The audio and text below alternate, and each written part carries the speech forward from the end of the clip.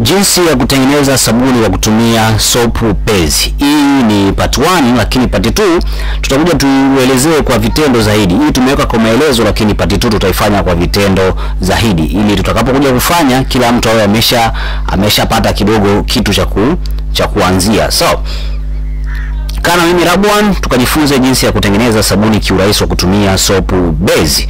Na kama nilivyokuambia, hii ni part 1. Twende tukafanye.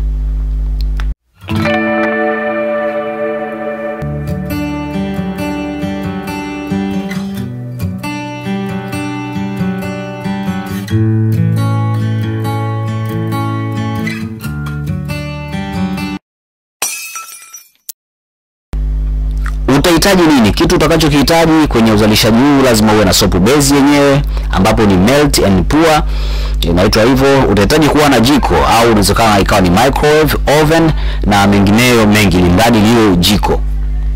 Tutahitaji kifaa ambacho ni chombo chochote kile, inawezekana ikawa ni jagi au chombo chochote kile ambacho tunaweza tukayeushia sabuni yetu. Unaweza ukawa na rangi na kifaa chake, lakini usipokuwa na kifaa haina shida, ili iwe na rangi tu. Pia unaweza ukawa na film. Hii ni mifuko ya nta, lakini kwetu sisi kwenye uzalishaji wetu sio muhimu sana kuwa na mfuko huu. Utahitaji kuwa na nini kingine? Lazima uwe na perfume. Perfume ni muhimu sana kwenye uzalishaji. Na kitu cha mwisho, utatakiwa kuwa na soap mold. Hii soap mold ni muhimu sana kuwa nacho, kwa sababu hii ndio itakutupa maumbo ya sabuni yetu sisi. So twende tukatengeneza sasa sabuni yetu. Tutaanza na kipi? Cha kwanza kabisa ni kukata base yetu vipande vidogo vidogo. Sawa, unavikata vipande vidogo vidogo. Base inategemeana ina base ya ukubwa gani. Ukishakata vipande vidogo vidogo, kinachofuata ni kwamba utachukua vile vipande ulivyovikata na utaviweka kwenye kile chombo au kwenye ile jagi, na baadaye unaweza ukafunika kama una nini ile ya nta, lakini kama huna unaacha tu hivyo hivyo bila hata kufunika.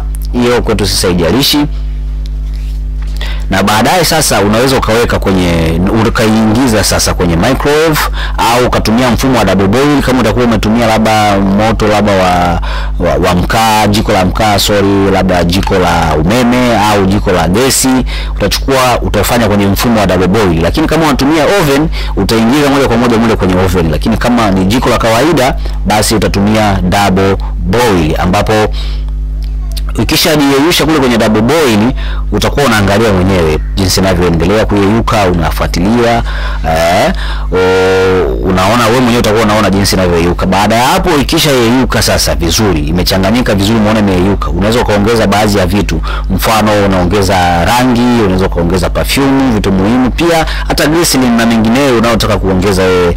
Ndio muda sasa wa kuongeza. Na baada ya kuongeza, kinachofuata sasa hapo ni kazi yako moja tu ya kuendelea kuchanganya ili vishikane vizuri. Utachanganya vishikane vizuri hadi pale utakapojiridhisha kwamba imeshikana vizuri.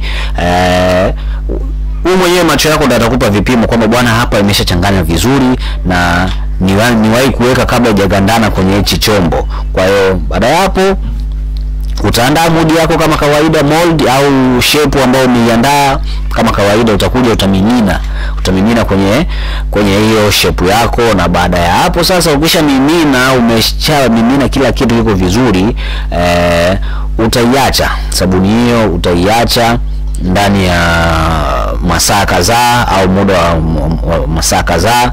Na unaweza ukaiwekea feni pia ili iwe kukauka vizuri, na upepo, pigwa na upepo iwe kukauka. Au kama una feni, basi utaiacha hivyo hivyo kama ilivyo.